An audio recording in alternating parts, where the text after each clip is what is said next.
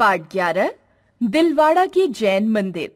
इस पाठ में राजस्थान के एकमात्र पर्वतीय स्थल माउंट आबू में स्थित दिलवाड़ा के जैन मंदिरों की स्थापत्य कला का वर्णन किया गया है। विश्व प्रसिद्ध दिलवाड़ा मंदिर संगमरमर पर विशेष नक्काशी और पच्चीकारी के लिए जाने जाते हैं। प्यारी बहन शैली, नमस्ते। इन छुट्टियों में मैं मम्मी पापा के साथ माउंट आबू में स्थित दिलवाड़ा मंदिर देखने गई थी। आज इस पत्र के माध्यम से मैं तुम्हें दिलवाड़ा के जैन मंदिरों के बारे में बताने जा रही हूँ। माउंट आबू के लिए पापा ने तुरंत टिकट आरक्षित कराई।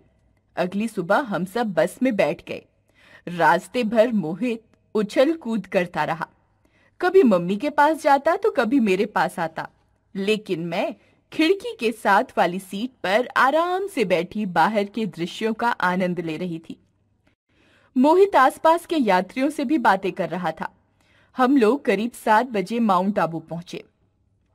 लंबी यात्रा के कारण हम सब थक गए थे, साथ ही हमें भूख भी लग रही थी। पापा ने तुरंत ही एक होटल में कमरा ले लिया। कुछ देर हमने आराम किया और भोजन करके होटल के आसपास की दुकानें देखने चले गए। जानती हो, माउंट आबू राजस्थान का एकमात्र हिल स्टेशन है जो समुद्र से 4000 फीट की ऊंचाई पर बसा है। अरावली पर्वत के दक्षिणी किनारे पर यह हिल स्टेशन अपने ठंडे मौसम और वनस्पतियों के कारण प्रसिद्ध है। यहाँ पूरे साल देशी विदेशी पर्यटक आते हैं। यहाँ दिलवाड़ा के मंदिरों के अतिरिक्त ब्रह्म कुमारी का साधना केंद्र भी है। इस क्षेत्र से जुड़ी गुजरात सीमा में अंबाजी का प्रसिद्ध मंदिर भी यात्रियों के आकर्षण का केंद्र है।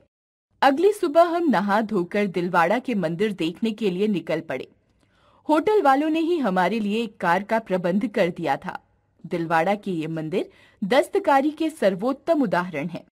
संगमरमर पर कलाकारों ने इतनी बारीकी से आकृतियां बनाई हैं कि वे सजीव प्रतीत होती हैं। वास्तव में दिलवाड़ा का ये मंदिर 5 मंदिरों का समूह है जो राजस्थान के सिरोही जिले में स्थित है। इनका निर्माण 11वीं से 13वीं शताब्दी के बीच में हुआ था। ये जैन धर्म के तीर्थंकरों को समर्पित मंदिर है। इसका केंद्रीय सफेद गुंबद देखने लायक है, जिसके भीतरी भाग में भव्य पच्चीकारी की गई है। छत पर 16 विद्या की देवियों की मूर्तियां अंकित की गई हैं। इसमें सबसे प्राचीन मंदिर विमल वसाही मंदिर है, जो जैन धर्म के प्रथम तीर्थंकर ऋषभ देव को समर्पित है। यह 1031 ईस्वी में बना था। विमल वसाही मंदिर 4 मुख्य हिस्से में बटा हुआ है। सीढ़ियों से उतरकर प्रांगण में सामने की तरफ रंग मंडप या सभा मंडप बना हुआ है, जिसके आगे नव चौकी और उसके बाद गर्भगृह है, जहां आदिनाथ की मूर्ति विराजमान है। कहा जाता है कि इस मंदिर का निर्माण विमल वसाही नामक एक व्यापारी ने किया था, जो उस समय के गुजरात के शासकों का प्रतिनिधि था।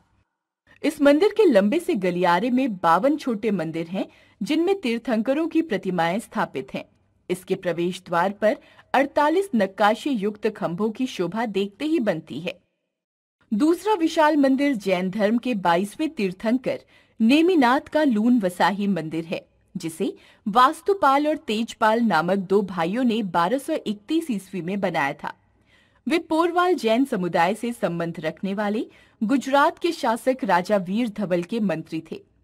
द्वार के खोलों, ड्योढ़ी पर बने खंभों, मूर्तियों के कारण मंदिर की शिल्पकला अद्वितीय है। इस मंदिर को तैयार करने में लगभग 1500 कारीगरों ने काम किया था। इसके निर्माण में 14 वर्ष का समय लगा था और उस समय इस पर 12 करोड़ 53 लाख रुपए का खर्च आया था। इन 2 विशाल मंदिरों के अतिरिक्त अन्य 3 मंदिर हैं: पीतलहर, पार्श्वनाथ, महावीर मंदिर। जैसा कि मैं बता चुकी हूँ कि ये मंदिर संगमरमर के पत्थरों को तराश कर बनाया हुआ है।